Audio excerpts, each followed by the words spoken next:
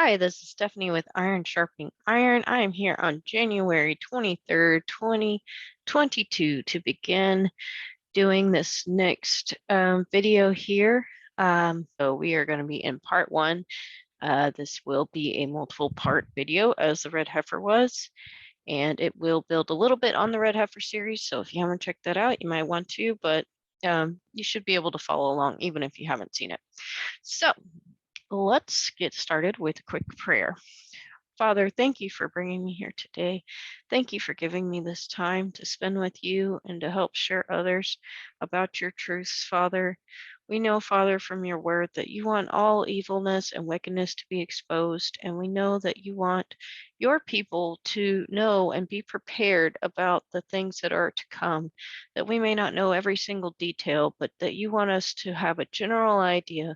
So when we see all these things coming, we know what's coming ahead and that we can rely on you. And we know that in the end, in this story, no matter how it works out until that point, that you will triumph, Father, because your word says you will triumph. And we thank you for that. And we look forward to that day, Father. And I just pray that whoever would hear this message, that their eyes would be open, that their ears would hear, that they could see the truth and that they could be healed and saved, Father. In Yahushua's name, thank you, Father. Amen. Okay, so I saw this not too long ago, this beast that was set up outside of the UN headquarters, which is located in the New York City, USA. This was installed on November 9th, 2021, and it is called the Guardian of International Peace and Security. And November 9 is a very significant date. November is the 11th month, and the 9 I've talked about repeatedly being Satan's number from Ezekiel when it's talking about the 9 stones on the cherub. That 9 is his number. It's the number that always goes back to itself. Again, Satan is obsessed with himself and wants to raise himself up to be like God according to the scriptures. So and then 11 is a very important number as well in their numerology of the evil ones. It was Aleister Crowley's favorite number. We'll talk more about Aleister Crowley in a little bit here. And this was considered a very magical number. It's one of the few numbers that divides perfectly into 33, the Freemasons' favorite number, 33, you'll see everywhere. And so we see here also that 9/11 occurred on 9 September 11th, right? 9/11.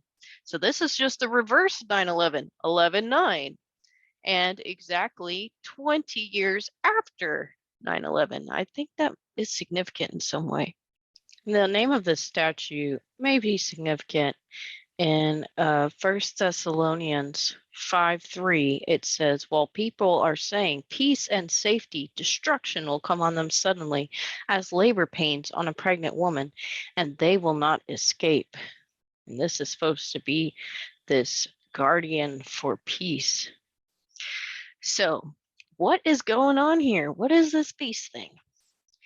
Well, let's go to Revelation 13 a minute and read this prophecy about the first beast. And this is starting in verse 1. And I saw a beast rising out of the sea with 10 horns and 7 heads, with 10 diadems on its horns and blasphemous names on its heads.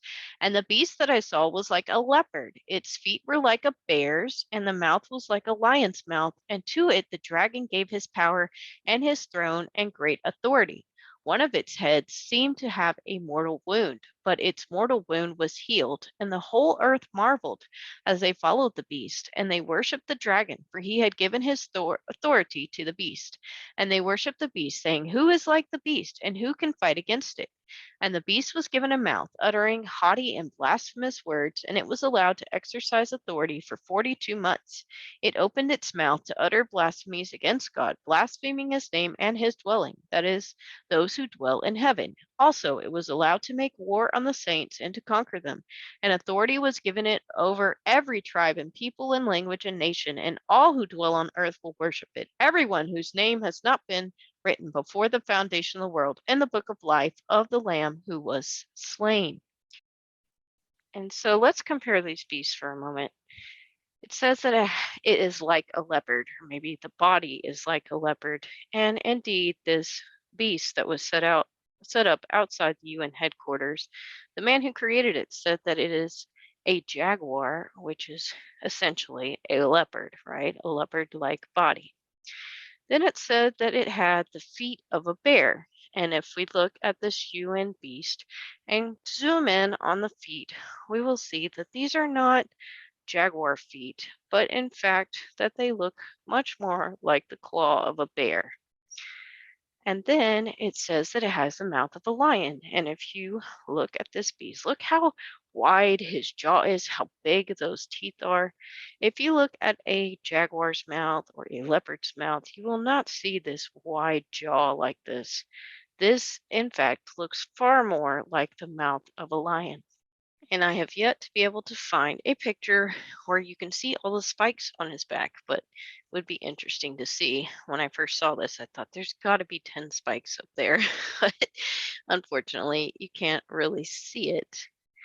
Um, and the dragon has given him his power, his seat, and his authority. And certainly hasn't the dragon given his power, seat, and authority to the UN. This is the world power as we speak in the world right now. So we see here the leopard represented, the bear, the lion, all in this beast that was set out outside of the UN. But what's with the wings? What's with those wings? Well, the guy who actually designed this statue, remember I said that it had the body of a jaguar, according to him, he said that it has eagle wings. So where did these eagle wings come from? Well, if we go to the book of Daniel, we can see eagle's wings as well when it's talking about the beast. So let's go there a moment. Going to Daniel 7, starting in verse 3, and 4 great beasts came up from the sea, coming out of the sea again, diverse one from the other. The first was like a lion and had eagle's wings. I beheld till the wings thereof were plucked, and it was lifted up from the earth and made to stand upon the feet as a man, and a man's heart was given to it. And then it continues on with the bear and the leopard. So we see in the book of Daniel that you have this beast coming out of the sea, and that you got 4 different ones in there. It contains the same elements, the lion, the leopard, the bear, but it also has the eagle wings like this beast set up outside of the UN building. Moving on. But note that this statue was actually taken down. It was only a part of a temporary display at the Visitors Plaza at the UN. And it was taken down on December 20th, which, if y'all watched the Red Heifer Part 2, you'll know this is a significant date, as this is right when you're going into your winter solstice as a part of your Tammuz worship. He's dying, and he resurrects 3 days later on Christmas Day. And before it was at the UN, it was at the Rockefeller Center, October 22nd to November 2nd. For Dia de los Muertos, or Day of the Dead, Halloween, Samhain, other Tammuz worship when he dies according to the more Roman way of keeping the calendar. So what is going on here? But why was it taken away? Ever since Messiah's days and before, everyone's been asking, what are the signs of the end? When will it be? Will it happen in my lifetime? Everybody wants to know the answers to these questions. And there are many opinions and divisions on this subject. So today and in the following weeks, we're going to try to answer some of those questions as best we can. Of course, this is more speculative when you start talking about prophecy and trying to understand it. And it seems that usually we understand it better after it actually occurs, right? Everybody thought they knew what was happening with Messiah, or but they really didn't understand what was what was he doing here and exactly how it was all playing out. But we do.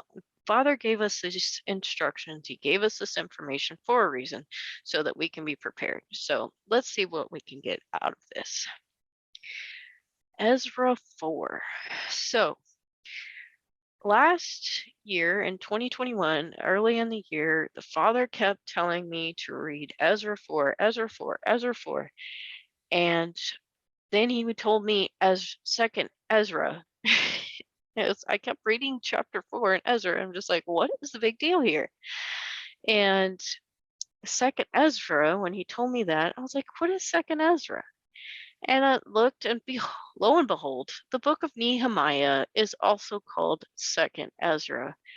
And so eventually I finally figured out there are 4 books of Ezra that he wrote. Ezra, Nehemiah, as we call it, Nehemiah, however you want to say it. And then there's first and second Esdras. And these claim to be written by this same Ezra that was there when the second temple was erected. And these books were actually in the original 1611 King James Bible. Did you know? And fragments were found from the Dead Sea Scrolls that were attributed to the book of Esther, but on closer inspection seem like they're actually from first and second Esdras. But that's up for debate.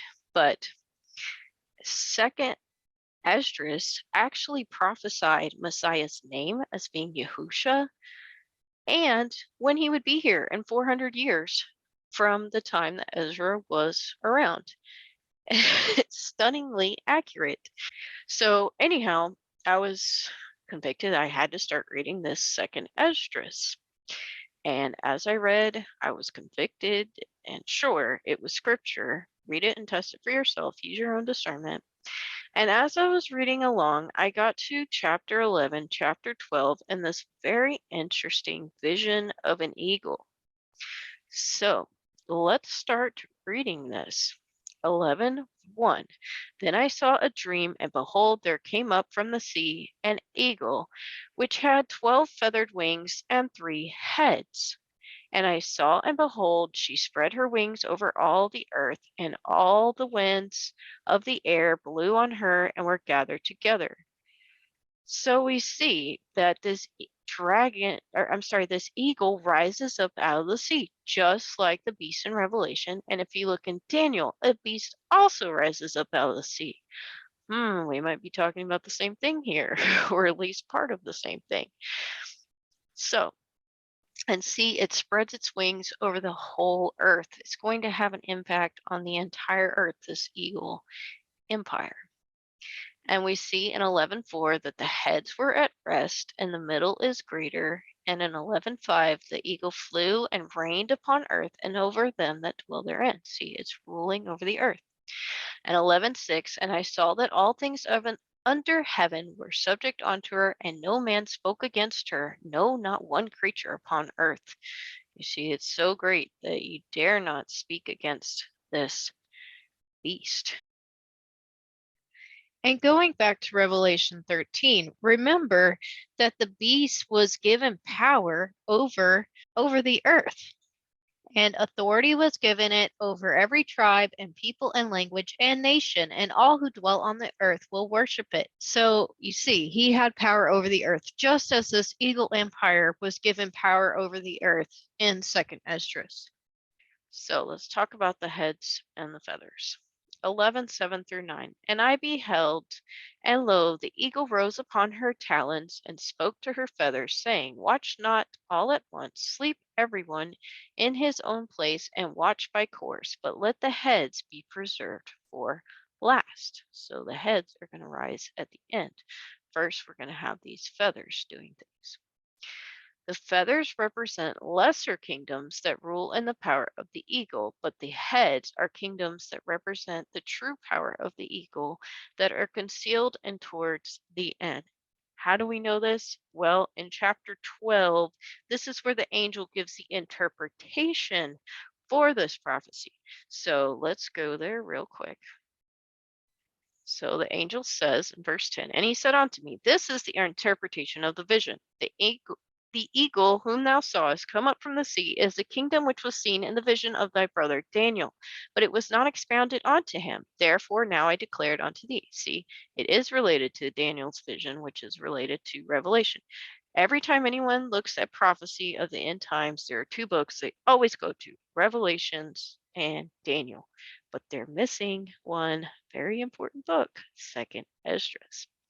Behold, we're starting in verse 13 here. Behold, the days will come that there shall rise up a kingdom upon earth, and it shall be feared above all the kingdoms that were before it. In the same shall 12 kings reign one after another. So see, this is representation. This beast is a representation of a kingdom feared above all others, powerful, strong.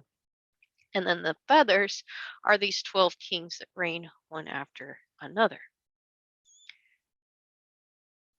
So, who is this beginning feather? We're going to go back to chapter 11 now.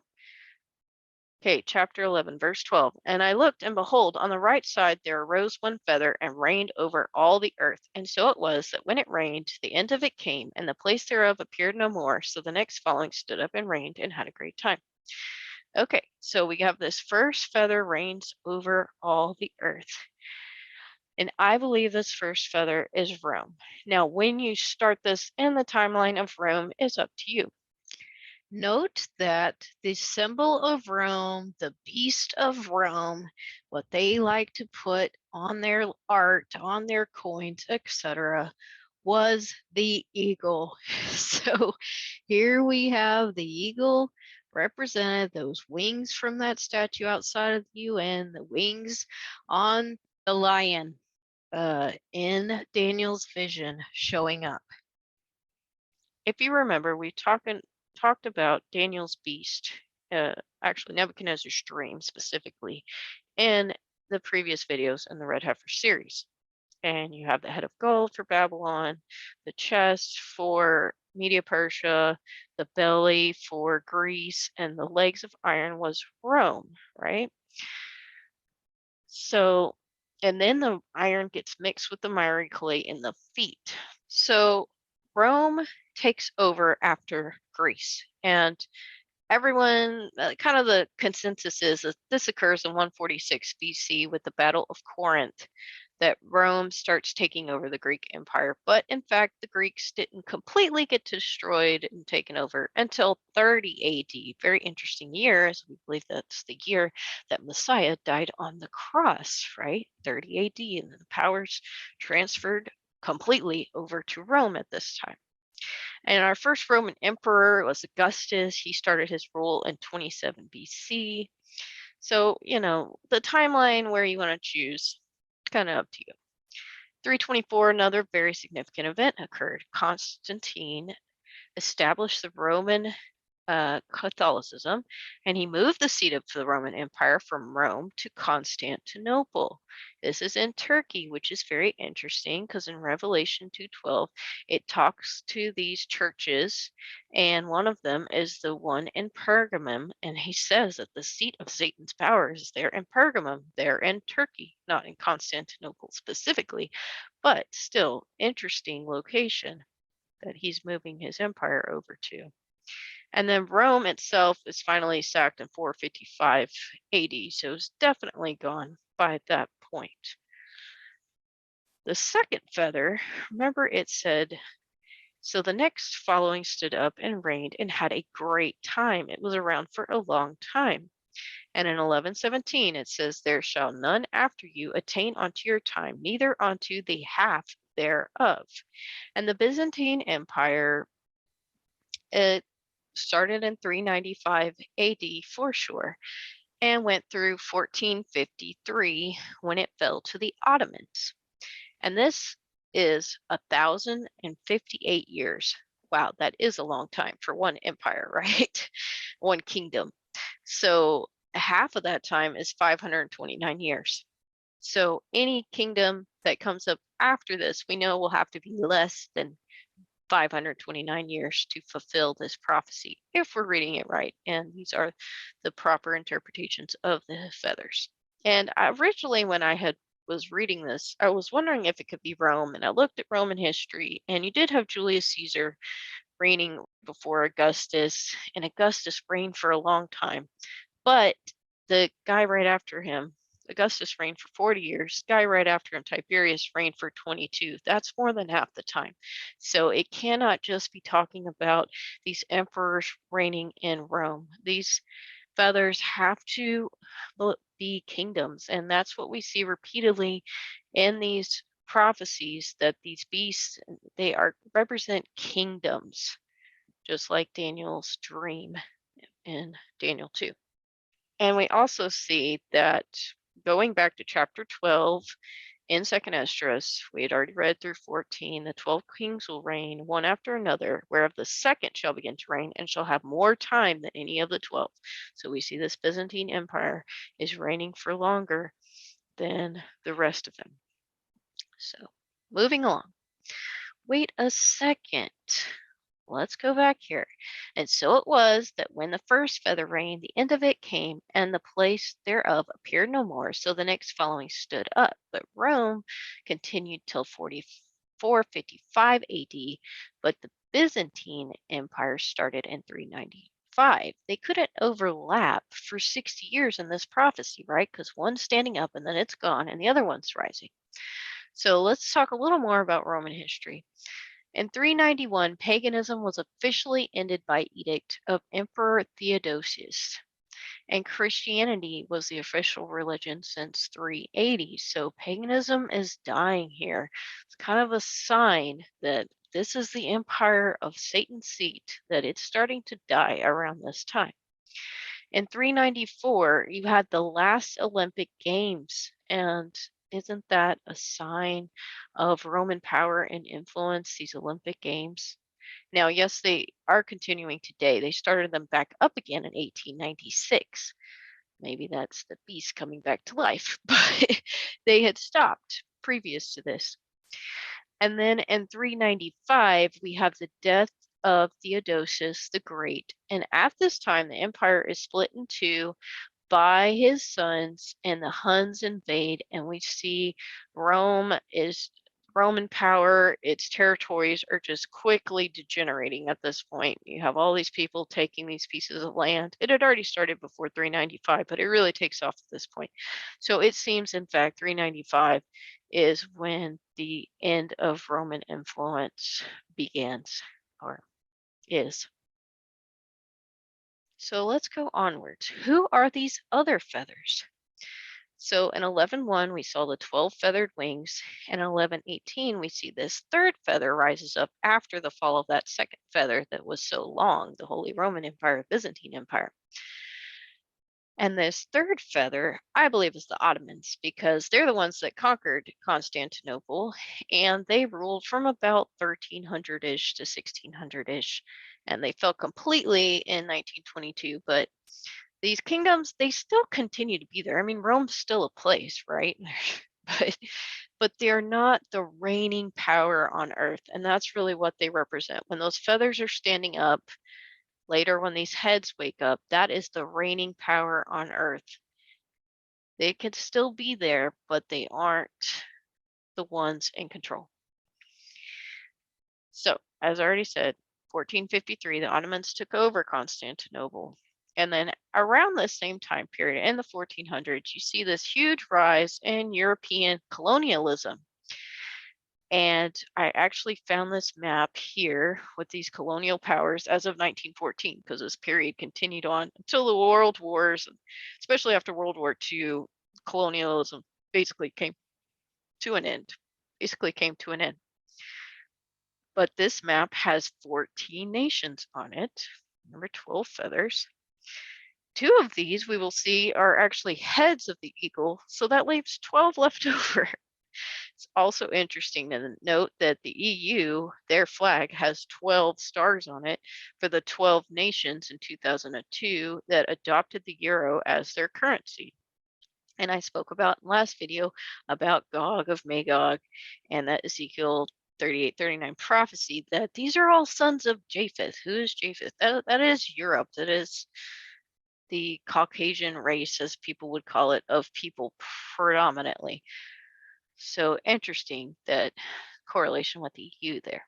And then in 11:11, we see these 8 contrary feathers, but they're all on the same body. So there's this infighting going on, this nation against that nation, but they're all on the same body. They're all the same empire, basically. They have the same ruler, Hasatan, Satan, ruling over these places. So let's go back to chapter 12, 17 through 18. As for the voice which thou heardest speak, and thou sawest not to go out from the heads, but from the midst of the body thereof, this is the interpretation, that after the time of that kingdom there shall arise great strivings, and it shall stand in peril of falling.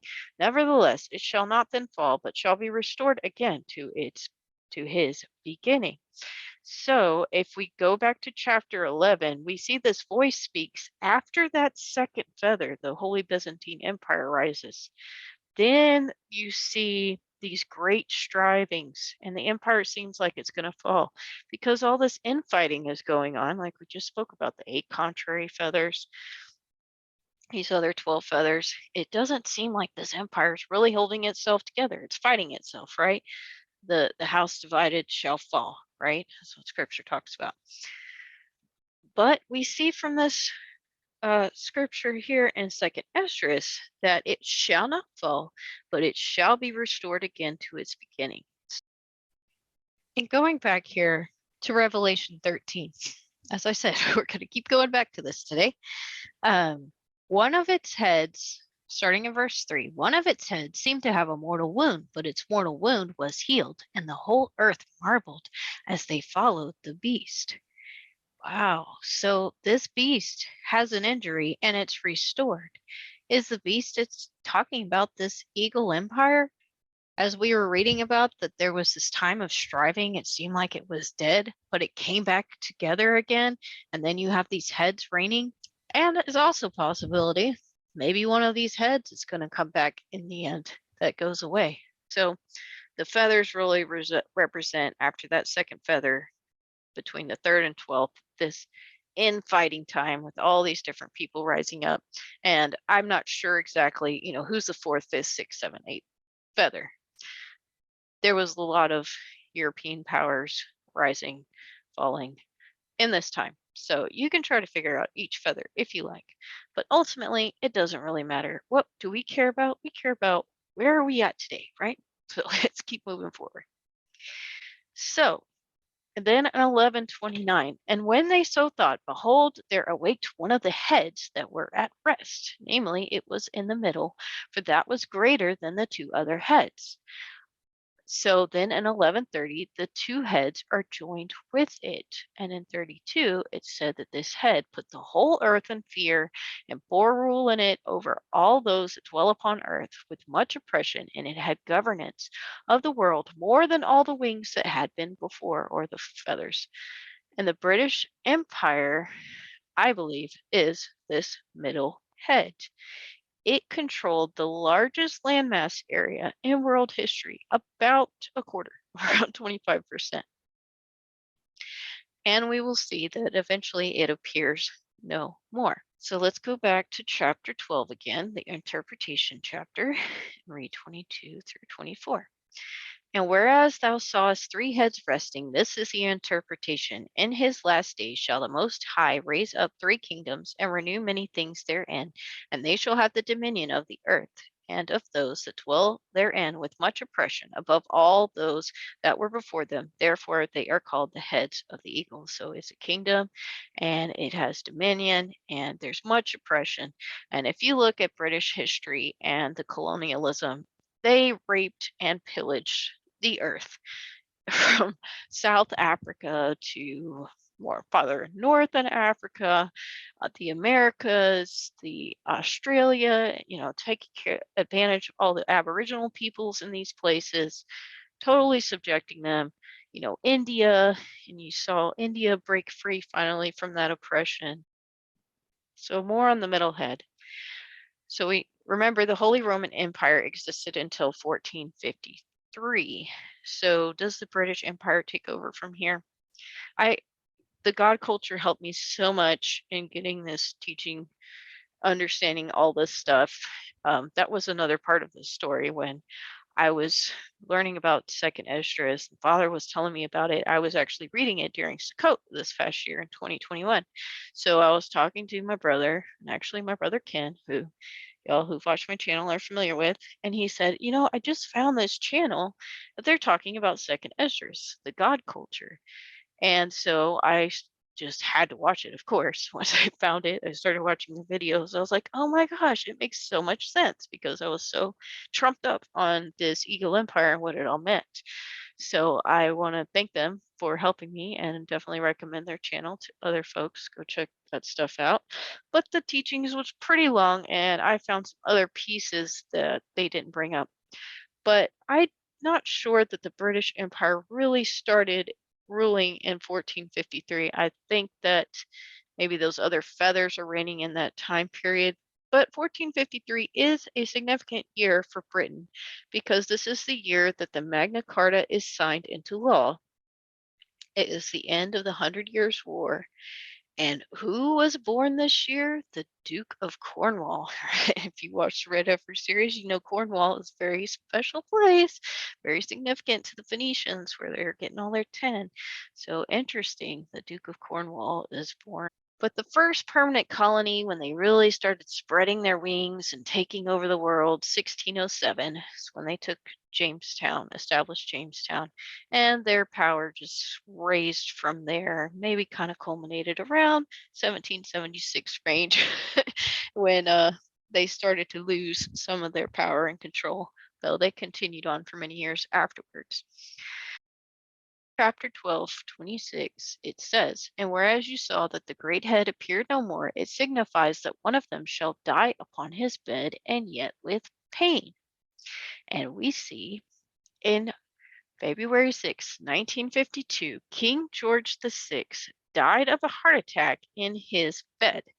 And I'll show you that. I know that when people have a heart attack, it's very painful. So dying with pain on his bed, it fits with that. And if we look 1453 at your long range of when this head reigned to 1952 is 499 years, less than that 500 so years that it has to be after the Byzantine Empire. As I mentioned before, in the Red Heifer Part 3, we saw the city of London was established as a separate nation and became Big Bank Central. I talked about that. This is your financial power of this Eagle Empire. And that still exists in Britain today. No Britain head is not awakened at this point. He's fallen back asleep, whatever, he's gone.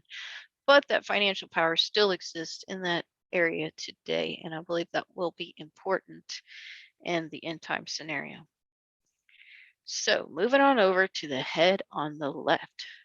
So we see that after that head goes away, this one on the left wakes up. 1134. But there remain the two heads, which also in like sort ruled upon earth and over those that dwelt therein. We'll get to a second why we know it's the left head. But I believe this head is America because it said earlier that these other two heads were part of that greater head. So America was part of the British Empire at one point, and maybe kind of still is in some ways. So definitely extension of it. So we talked about 1952 being significant because that king died in pain in his bed, and that was supposed to be the symbol that, or the sign that power is transferring from the first head to the second head.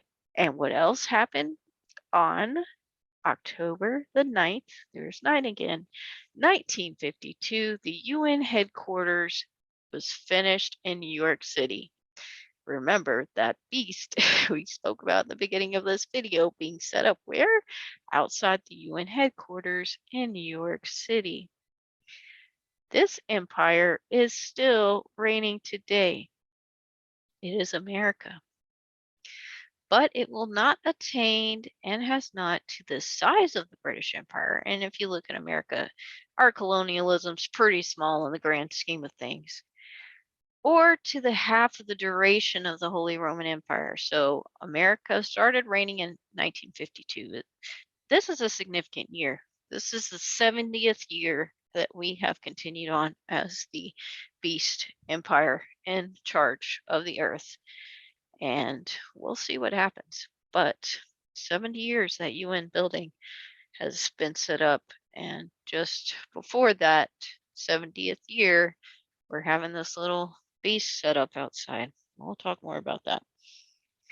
But 1952 is a very significant year, the UN headquarters. But let's talk a little bit more about American history, recent history. This part gets more recent, maybe a little more interesting for some people. But America is really the military power. Remember, Britain's financials. This is the military power. And it was established firmly after World War II when the Nazi scientists were brought to America in Operation Paperclip, which started in 1945 and continued on to 1959 or so. And so they brought all these Nazi scientists, rather than hanging them or doing something to them which they deserved, they brought them over here to teach us all their Nephilim technology that they had picked up. And something else happened, so that's 1945, that begins. January through March of 1947, Jack Parsons, the inventor of rockets, and L. Ron Hubbard, the founder of Scientology, that favorite religion of Hollywood, they get together and they do what's called the Babylon Working. They were adherents to Aleister Crowley, mentioned him earlier, who called himself the Beast and is known to be the evilest man that ever lived. And much of his work is important in Freemasonry and the occult. And Jack Parsons, he was a part of the OTO, Ordo Templi Orientis. And these guys did this thing called the Babylon Working, where they were trying to literally manifest the horror of Babylon, Babylon the Great of Revelation, trying to bring that female in, if you can believe that. And what happened a few months after they did this? In July of 1947, Roswell occurs, and you have these alien abductions begin. Because ultimately the fallen angels knew power is being transferred from Britain. Now we're moving to America. And so we got to move in and start a power over here. L. Ron Hubbard and Jack Parsons opened the door with their magical occult workings, allowing this in to start taking power over here. And there have been reports that U.S. government officials made a pact with these aliens from Roswell, or fallen angels, whatever you want to call them, to exchange humans for technology. And from the reports of the victims of these abductions, there is an obsession by these aliens or fallen angels of harvesting eggs and sperm from humans. Why? We spoke before, going back to Daniel 2 last time. And we'll be talking more about next time about this mixing of the miry clay with the iron in the toes, the mixing of their genetics with ours. But this time we're not cleaving to one another. There's not that union of a man and a woman or an angel and a woman going on. This is a scientific union. This is the toe empire of Daniel's dream. In fact, the father gave me a word a month or so back saying that the toenails of the beast are forming as we speak. The toenails, and he mentioned Daniel's beast. They're forming as we speak. And if you look at human growth and development in the womb, the toenails are the last thing to completely form before a baby is born. This occurs at 38 weeks. Time is short. This next beast is going to be set up soon and complete. The final head will be complete when the final head awakens, which we'll be discussing more in the next video. Now, when I say time is short, that is Yah's time. So that could be 100 years, could be 150 years, but it's short. And we and our descendants need to prepare for this time, for it is going to be worse than any time before it. So we see around the 1952 mark, after this Roswell incident, a huge expansion in Nephilim technology, for fallen angel, giant technology, and especially in the military might. If you go read Enoch, it talks about these watchers that fell and the technologies that they taught man. And one of those was how to make war. They also taught women how to beautify themselves to go cheat on their husbands. And you see that Hollywood, gosh, look at all the crazy stuff they do these days with the Botox injections and using the foreskins from little boys as cream to put on their faces and make themselves more youthful. And of course, the big secret is drinking the blood of children to keep their youth. Nephilim technology, evil, wickedness.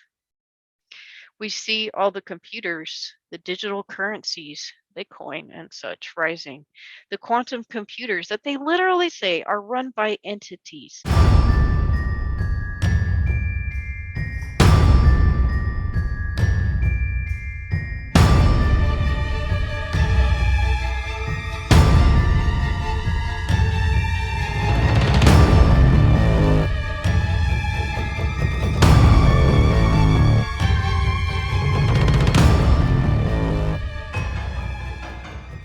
So when this thing that I'm talking about happens, it's going to be exactly the thing that you're thinking about those super intelligent AIs.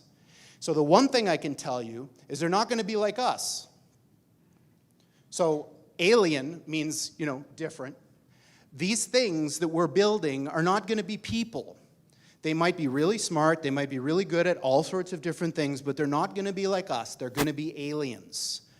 And they're going to be, I'm sorry to say, way smarter than every single person in this room in ways that we can't even comprehend. But these words, demons, doesn't capture the essence of what's happening here.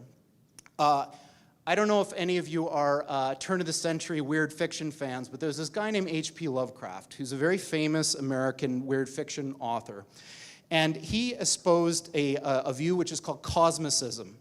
And the essence of cosmicism is cosmic indifference. So what he was saying is basically, yes, there are these massively intelligent entities out there, but they're not good, they're not evil. They just don't give a shit about you even in the slightest. The same way that you don't care about an ant is the same way they're not going to care about you. And these things that we're summoning into the world now are not demons, they're not evil, but they're more like the Lovecraftian great old ones. There are entities that are not necessarily going to be aligned with what we want. This thing is happening in the background while people bicker about politics and what's going to be in the healthcare plan in the US, and underneath it all is this rising tsunami that, if we're not careful, is going to wipe us all out. These things are speeding up. This technology, y'all really, y'all can use it, but it's really not his technology. He didn't really want us to live like this. How much oppression do we live in from all this technology and being addicted to it? It takes our time away from y'all. We're so distracted looking at Facebook or Netflix or whatever to pay attention to him.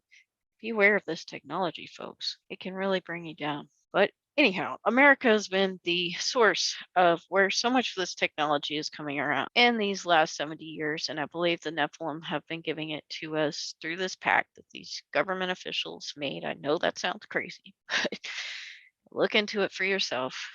And it was very significant. In 1961, Eisenhower gave his famous speech in which he warned about the rise of a military-industrial complex.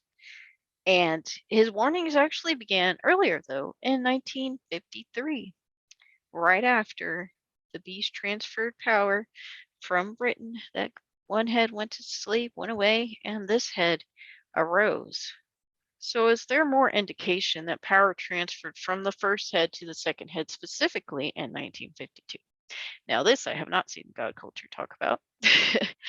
I found this after I just started a Telegram channel shortly before I made my first video. It's felt compelled to have to do this. And I found this graphic that I'm going to show you right here. So here we are, a visual capitalist. Here's how the reserve currencies have evolved over 120 years. And see the name of the person who made this video, James Eagle. The eagle is in the house, y'all. Check this out. This will blow you away. So let's watch his video. Oh, look at the emblem down here. the eagle. All right, sorry, let's start.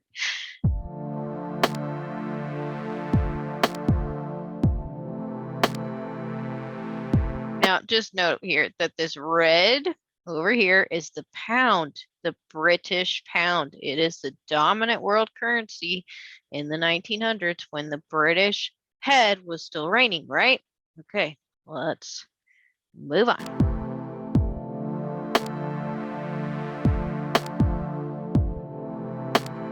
And you note there that this is the blue, this is the next one to watch. The US dollar starts to take over, but it gets beat back down again as we continue on.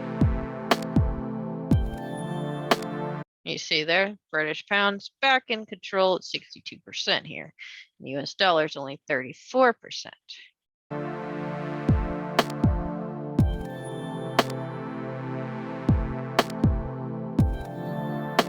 Now we start to see the tide is turning. Here we are at 1951. The US dollar's coming up, still behind. 1952, 1953. British pound is still a little bit ahead, but 1954, we have clearly the US dollar has taken over the British pound as the reserve currency, right in that same time frame, right? That power is being transferred over from the British to the US.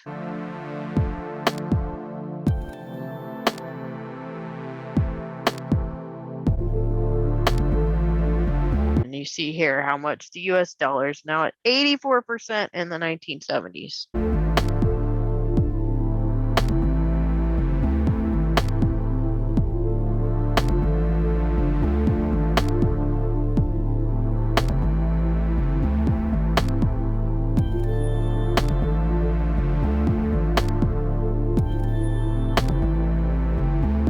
So this video stops at 2020, and we can see now US is still the dominant power as of 2020 at about 60%. The euro is now the one that's on the rise in 20%-ish range. So they are the ones to watch. The British pound has fallen all the way to 5%. You can see after that 1952, 53, 54, that it just starts going down, down, down from where it was at its peak. So very interesting. We see that in regards to the world reserve currency, we can see the dominant power shifting over from the British to the American dollar around this time frame that we're saying that empire ended. That head stopped being alive. It was no more. And note that in exactly 1952, this is the year that the British pound falls from the 50% mark. They no longer own half at this year, they're below. But if you go before 1951, 1950, see they're over the 50% mark. Wow. As we continue on in Esdras in 1135, the head up on the right, that's why I know America's the left head. And even if you look at a map, come on, Britain is over here in most of our Western maps anyway. And what's on the left-hand side of your map? America, right?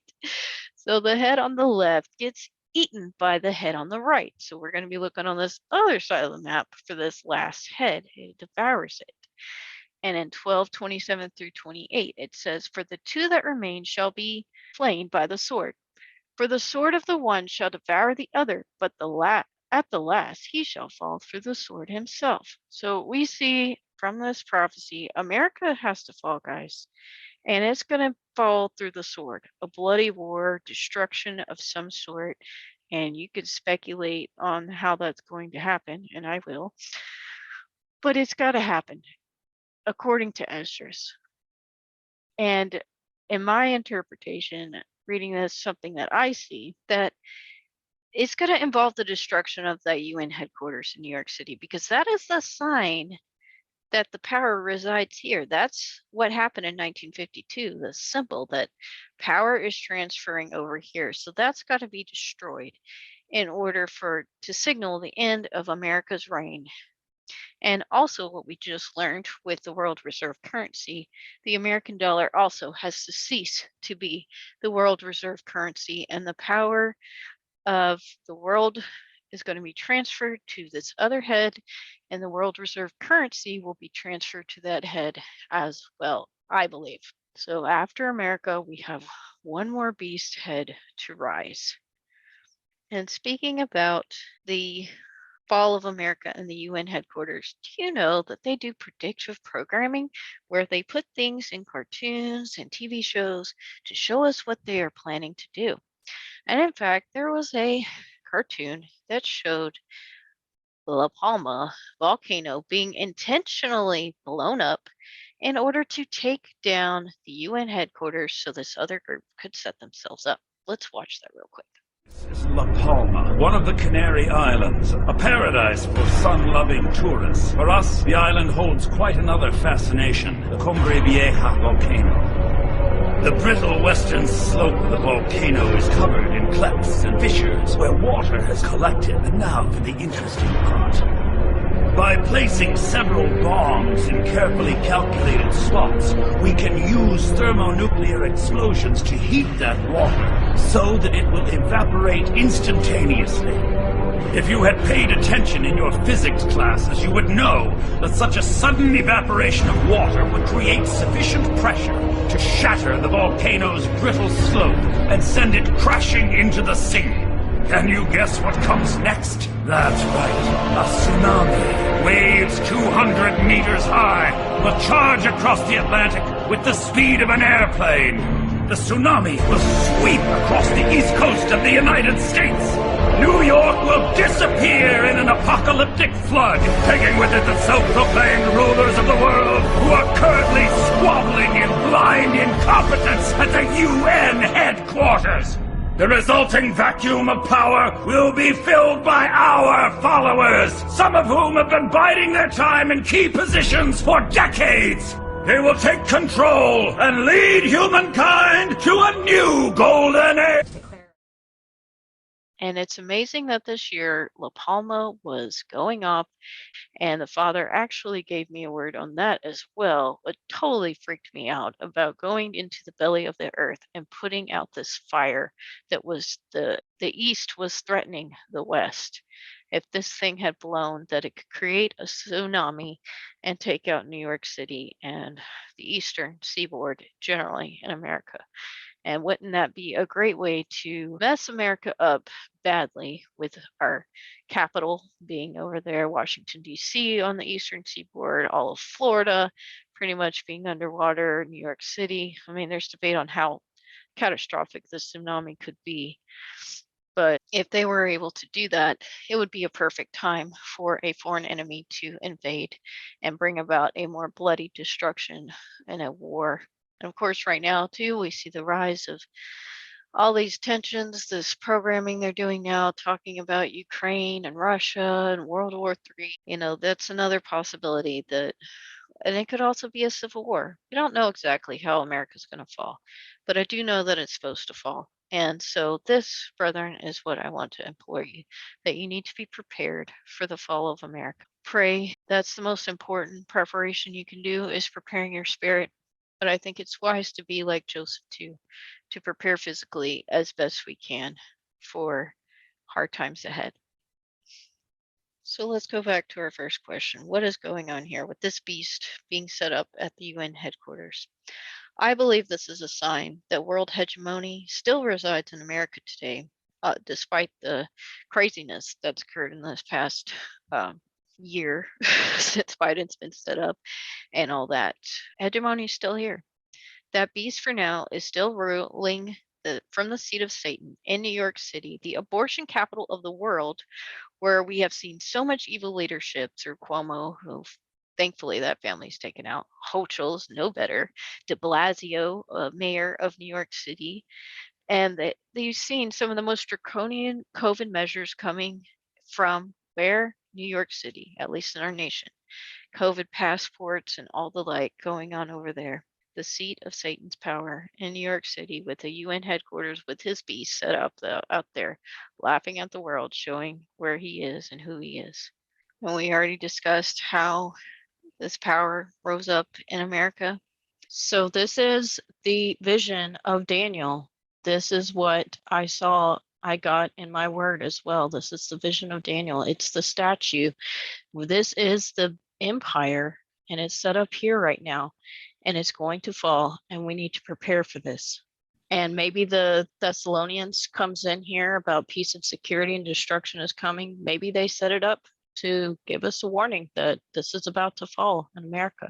Can't say that for sure, but it's a possibility. And maybe it isn't set up out there anymore because it's a sign that this is not the final resting place of the beast. It's going to move. It's not finished yet. We still are waiting for the last head to reveal itself.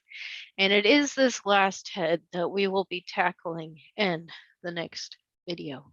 But back in Revelation 13, after you see what's going on, this beast coming out of the sea, and it's been restored, wound is healed, it's given power over the earth, then a word is given to us, the saints. It says, and all that dwell upon the earth shall worship him, whose names are not written in the book of life of the Lamb, slain from the foundation of the world. If any man have a ear, let him hear. He that leadeth into captivity shall go into captivity. He that killeth with the sword must be killed with the sword. Here is the patience and the faith of the saints. While this beast is ruling, the saints have to be patient and faithful. Many are being killed, as it's said here in Revelation, that he had power to kill the saints. It was given unto him to make war with the saints and to overcome them. So as we dwell inside this beast empire, as we are all faced with it, we have to be faithful. We have to be patient. We have to continue to rely on Yah, on the Most High God, to get us through this period of time. And it's not going to be easy. And many of us have looked at what's happened the last couple of years and feel like, can it get any worse? I am sorry to tell you, but absolutely it can. And it's going to. That's not to say that we might not have a period of time where things turn back and they get better for a while, but before the end, things have to get really, really dark. It's darkest right before the dawn.